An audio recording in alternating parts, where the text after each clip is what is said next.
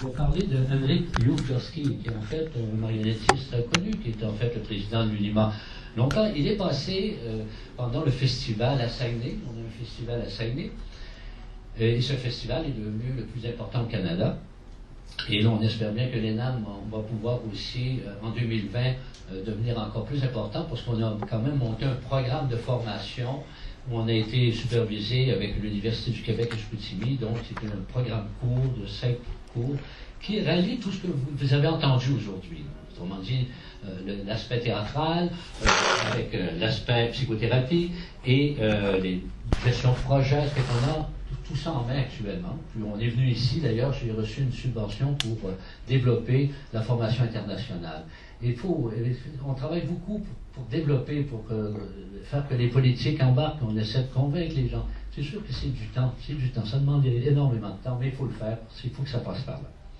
Alors, Henryk Józsefowski est venu voir le spectacle et il a vu ce sketch. On a fait une courte présentation à une délégation internationale. Alors, il disait, donc ce président du NIMA, il disait lors de son passage en 2015, alors il dit « L'ENAM traite de psychothérapie et de l'adaptation aux activités sociales.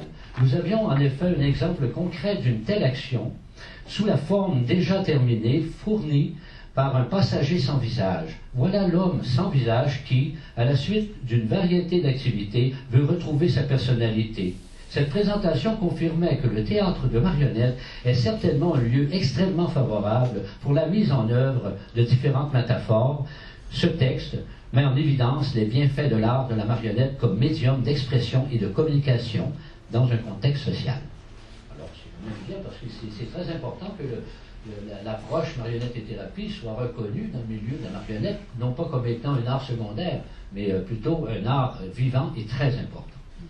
Alors ici, vous voyez, cette marionnette, c'est en fait son histoire. Son histoire, c'est le nomade, parce que ça a été aussi revenu dans le dernier ouvrage du mois de juin. C'est sorti ça il n'y a pas trop longtemps. Le spécial dans Papeterie Internationale. Alors on a traduit ça, et ils ont demandé de parler de ce récit, justement. Un texte, on a 4 pages qui racontent le récit de cette jeune fille qui a écrit ce texte pour se libérer de ses... C'est une revue de langue anglaise, c'est ça? Oui, c'est ça, c'est aux États-Unis, c'est distribué, c'est avec l'UNIMA, alors c'est distribué partout.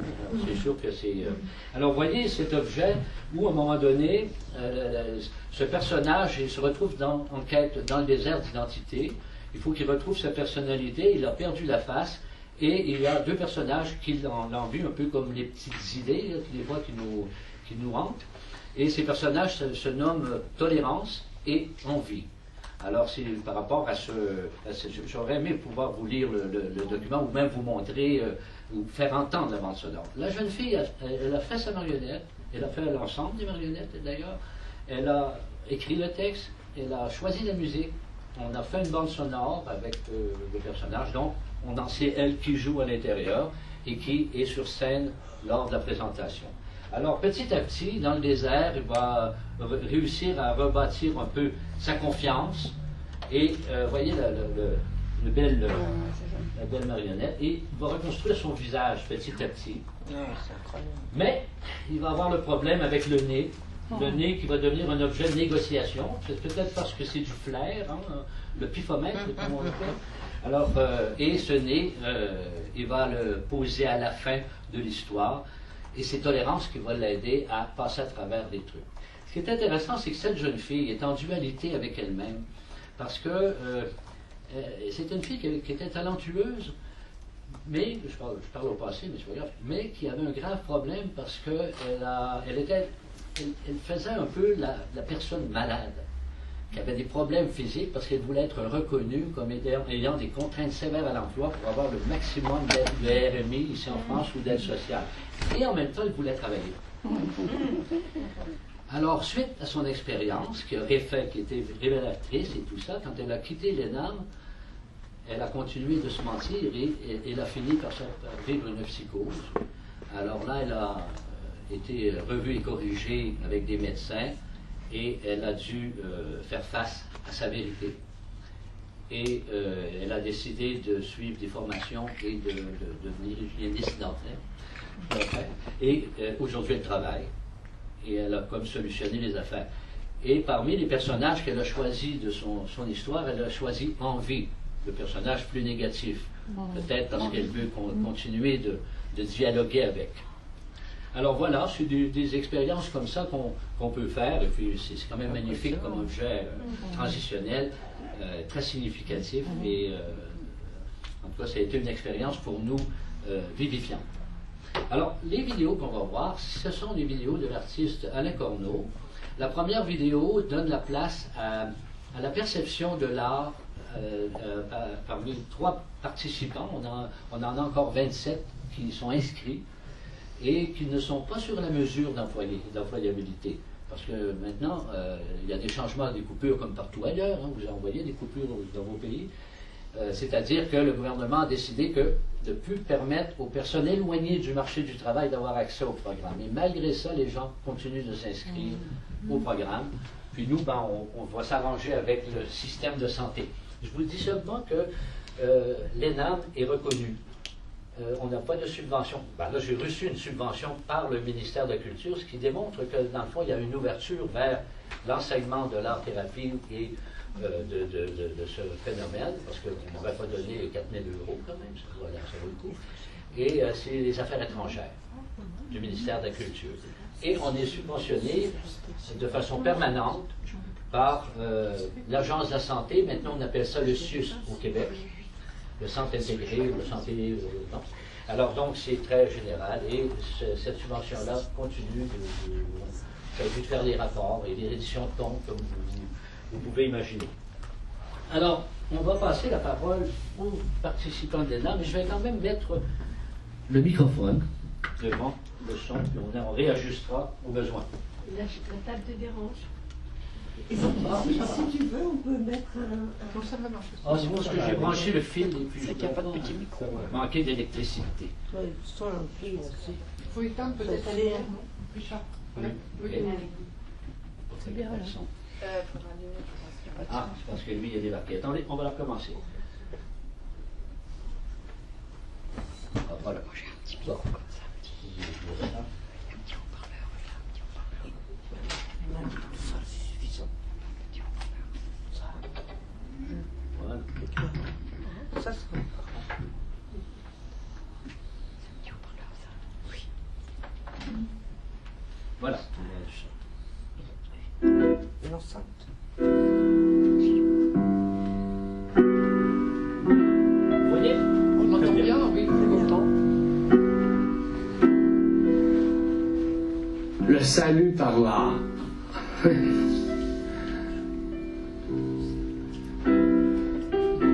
Quand on crée, on sublime des pensées morbides, parfois. Quand on crée, on fait une activité qui satisfait l'ego et qui satisfait le besoin d'être utile.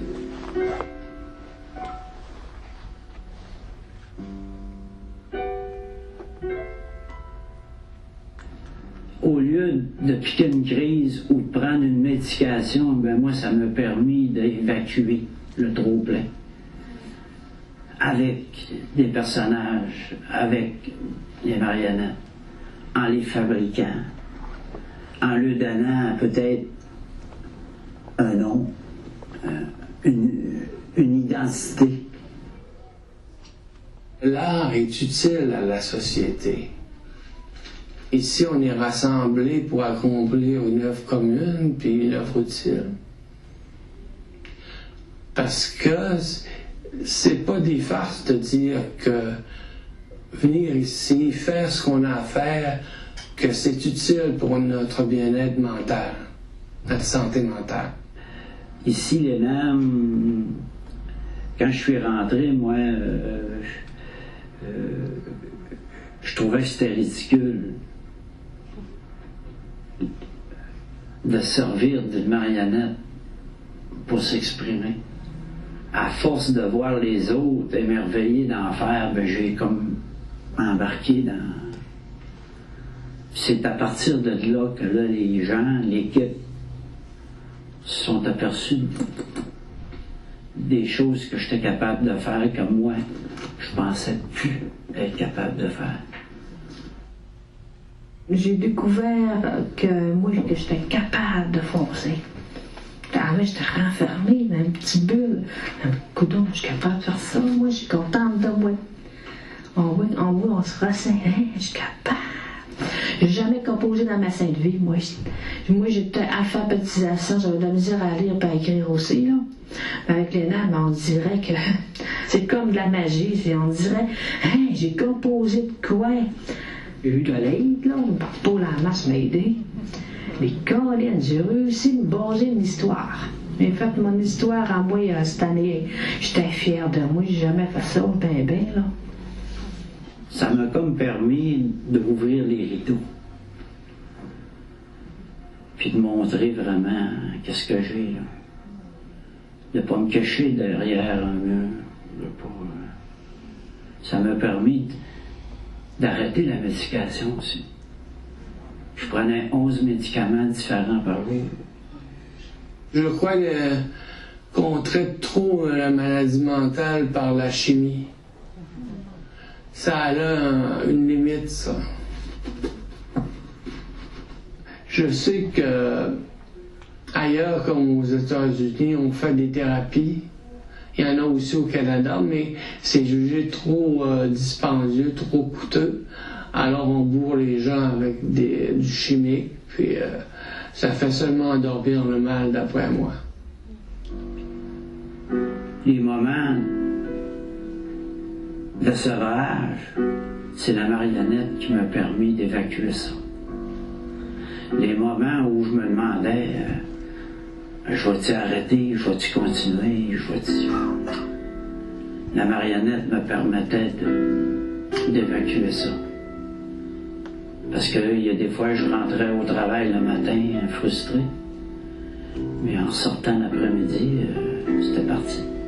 La souffrance que tu as, on dirait que tu l'aspirines par d'autres choses. Quand tu es renfermé, tu n'es pas capable de t'aspiriner par la bouche, ben, tu t'aspirines par la pièce de théâtre, ou bien tu t'aspirines par le dessin, ou bien la peinture. Pour moi, c'est ça. Les marionnettes qui sont dans la salle, accrochées partout, ben, pour moi, c'est une souffrance de chacun qui a été évacué. C'est comme le trophée du vécu qui a été capable de sortir de... C'est comme si moi je dirais, j'ai réussi à m'en sortir de la drogue, mettons, puis j'ai fait un personnage d'alcoolique ou de toxicomane, puis il est rendu là à cette heure, il est plus ici. Il est resté dans la marionnette.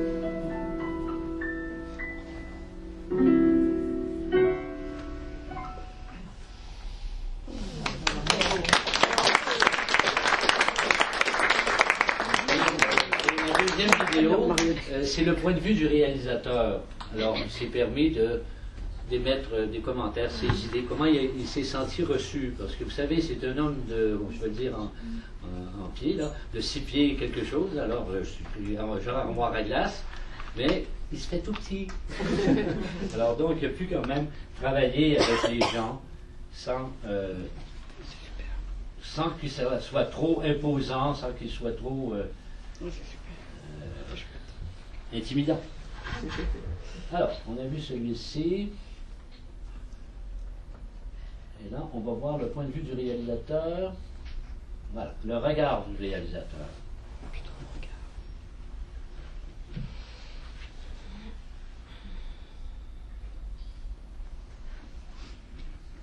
Pourquoi ça ne marche pas là?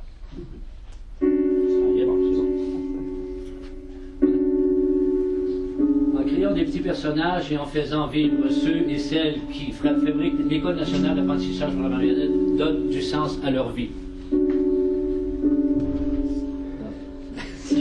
Malheureusement, bon, il va parler, c'est pas grave.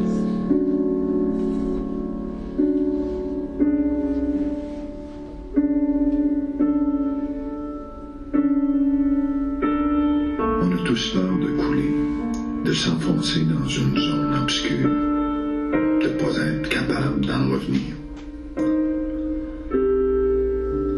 Je n'ai jamais entendu de voix ou vu de personnage étrange qui m'invite à me suivre au fin fond de nulle part.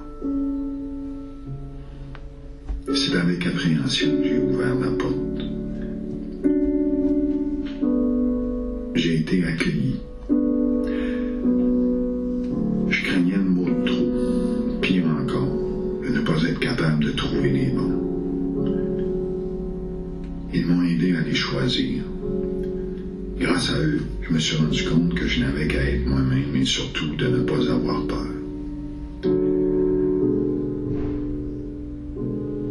Ils m'ont permis de diriger ma caméra sur eux qui ont si souvent souffert du regard des autres. Ils m'ont fait confiance. Observer. Consacrer le temps nécessaire. Arrêter le temps 1/125e de seconde pour tenter de capter l'essentiel. Parfois la lumière, parfois la couleur, parfois un regard furtif, un geste, une émotion. Perçu un grand besoin d'amour, de ne pas être jugé, d'être entendu, reconnu. Avoir le sentiment d'être utile, de contribuer, de ne pas se sentir ignoré. C'est pourtant si simple. Se nourrir de ce dont tout le monde a besoin.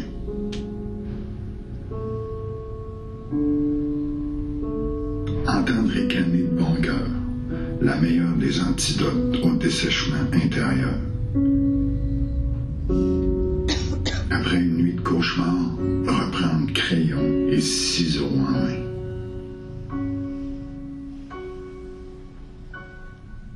La présence de l'équipe, sa volonté, son engagement, de l'amour, du respect, de la rigueur.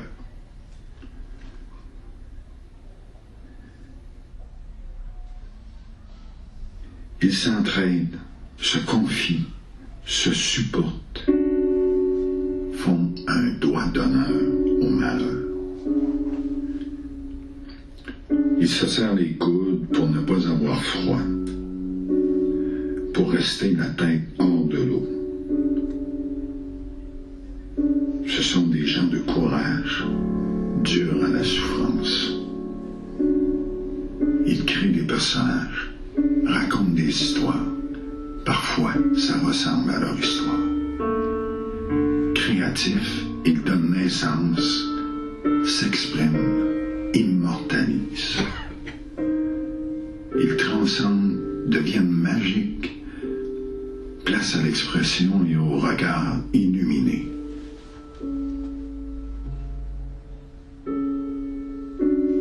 Dépasser ses limites, reprendre confiance en soi, reprendre confiance aux autres.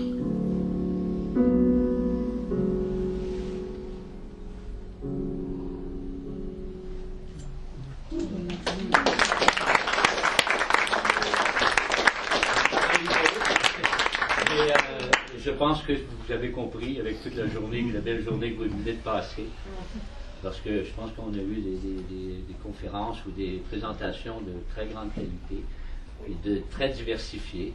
Et puis je pense que ce serait peut-être le mot qu'on pourrait dire par rapport à la marionnette et son univers, que c'est diversifié, que c'est quelque chose qui nous ouvre des portes sur l'univers, sur ce que nous sommes, sur la compréhension de ce qu'on peut faire aussi pour pouvoir s'entraider. Et on pourrait presque dire, voici une approche de la marionnette bio. Naturel.